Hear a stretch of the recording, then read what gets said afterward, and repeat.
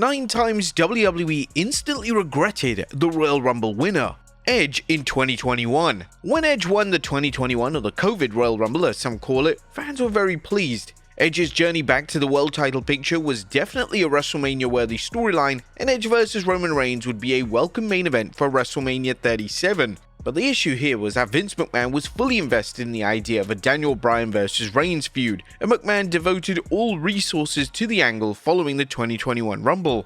This put McMahon in a difficult position, and it was almost as if overnight he had regrets about making Edge the 2021 Rumble winner, and he proceeded to go into an alternative direction for the biggest show of the year. Whilst Edge would indeed still be officially the #1 contender for WrestleMania, WWE would add Daniel Bryan to the match. McMahon's infatuation with Bryan in 2021 was a far cry from the days when McMahon believed that Bryan wasn't even a main eventer, as he was now changing the WrestleMania main event plans to incorporate one of his favorite stars. The triple threat match received universal praise from fans, and the singles match between Reigns and Edge would eventually go down at the 2021 Money in the Bank event. Charlotte Flair in 2020. One of the common complaints relating to WWE during Vince McMahon's final few years in charge was that every major decision seemed spontaneous, and the company lacked any long-term storytelling. In 2020, the initial plans for the 2020 Women's Royal Rumble were going to see Shayna Baszler win the match and challenge Becky Lynch at WrestleMania 36. McMahon would change these plans and instead go with Charlotte Flair. This led to confusion amongst fans, as it was unclear where Flair would fit in the title picture at WrestleMania, and WWE creative were also confused, as it was even claimed that the two respective main roster title matches were set for WrestleMania. It's likely that McMahon got cold feet in relation to Baszler, and he opted for the safe choice with Flair. But the problem was that McMahon was then tasked with placing Flair in the title match, and he decided to move forward with Flair challenging for the NXT Women's title, which was suddenly being labeled as an equivalent title to the main roster's championships. When it comes to Flair's win, it wasn't necessarily a case that WWE regretted the booking call, it was more of a case that her win created nothing but headaches for the creative team. Lex Luger in 1994. And whilst it was clear that WWE wanted Lex Luger to be the next top babyface in the company, there was always some hesitation in going all the way. At the 1994 Royal Rumble, WWE would decide to have both Luger and Bret Hart win the respective matchup. As a result of this historic booking call, both men would challenge for the WWE Championship in 2 distinct singles matches at WrestleMania 10. Now Luger would fail in his attempt to become WWE Champion at WrestleMania, whilst Hart would be successful and would close out WrestleMania 10 as WWE Champion. But WWE realized in the matter of weeks after WrestleMania that Hart was the right guy to carry the company, and that the Luger experiment was never going to succeed. In hindsight, WWE should have proceeded with the solo Rumble win for Hart, yet there may have been a glimmer of hope that Luger could finally attain the popularity they desired. Shinsuke Nakamura in 2018. Shinsuke Nakamura winning the 2018 Rumble was a huge deal, and it was a sign that WWE were going to push Nakamura heavily as they approached WrestleMania 34. Nakamura vs AJ Styles was a certified dream match for WrestleMania 34, and fans were convinced that the match was destined for the main event slot. However, just weeks after Nakamura's world title win, it became apparent that Roman Reigns vs Brock Lesnar was going to be the main event of the show. It was almost as if WWE wanted Reigns to win the Rumble, but they didn't want to have the crowd to have a negative stance on the victory. This theory was supported by the fact that Nakamura didn't win at WrestleMania, and he never managed to capture the WWE title in his numerous attempts throughout 2018.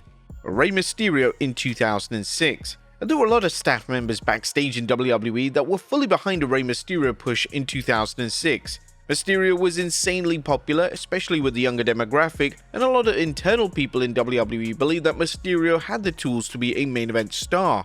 The one man that didn't share this belief was Vince McMahon. McMahon didn't believe that Mysterio had the size or stature to be a world champion, and when McMahon reluctantly agreed to have Mysterio win the Royal Rumble, it took literally days for McMahon's regret and resentment to come out via Mysterio's booking. He would often look like a joke, and WWE fans had a tough task in taking him seriously in the role due to this backwards booking. The same can be said for Mysterio's eventual title win. Although Mysterio won the world title at WrestleMania 22, it was against McMahon's vision, so McMahon decided to book Mysterio as if he was a total afterthought. Ronda Rousey in 2022. WWE was under the impression that fans would be delighted to see Ronda Rousey return at the 2022 Rumble. Whilst granted Rousey's initial pop was impressive, the fans lost interest the moment she began to wrestle, and as her in-ring work had dramatically regressed, and she looked completely lost in the match. Rousey would win the annual matchup, which was heavily bashed by fans, as was seen by many as Sasha Banks' year to finally win the Rumble and challenge for the women's title at WrestleMania. It was also reported that WWE didn't have Rousey's WrestleMania plans locked in, which was baffling, as why on earth would you book a wrestler to win the Rumble if you don't know what their WrestleMania direction is going to be? Rousey's booking was truly bizarre leading up to WrestleMania 38, as it would be hard to tell if she was supposed to be a babyface or a heel, and her eventual WrestleMania match with Charlotte Flair wouldn't be at the level fans expected. A key indicator that WWE regretted going all the way with Rousey in terms of the Rumble win was the fact they booked her to lose at WrestleMania, and it definitely felt that they were making up their creative as they went along. Alberto Del Rio in 2011. John Cena was a firm favourite for the 2011 Royal Rumble win. Fans knew that Cena vs The Miz was planned for WrestleMania 27's main event months in advance. It therefore came as a somewhat welcome surprise that WWE decided to go with Alberto Del Rio as the eventual winner. Whilst they were high on Del Rio from his initial debut, based on his booking following the win, it was a given that he would be walking out of WrestleMania 27 as world champion, and WWE were evidently still unsure if he was ready to be a main eventer. WWE would also place his eventual world title match against Edge in the opening slot of WrestleMania, which was perhaps a sign that WWE had a lack of faith in the matchup. WWE would rinse and repeat this cycle with Del Rio over and over again, and whilst he would indeed ultimately commit to making Del Rio world champion, he never truly lived up to the heights and expectations that WWE had initially envisioned. Batista in 2014. WWE was sent into utter turmoil following the 2014 Rumble. Not only was a consensus to the Rumble overwhelmingly negative, but CM Punk had walked out of the company, and the heroic babyface Batista, who had been chosen as the winner of the match, would be vilified.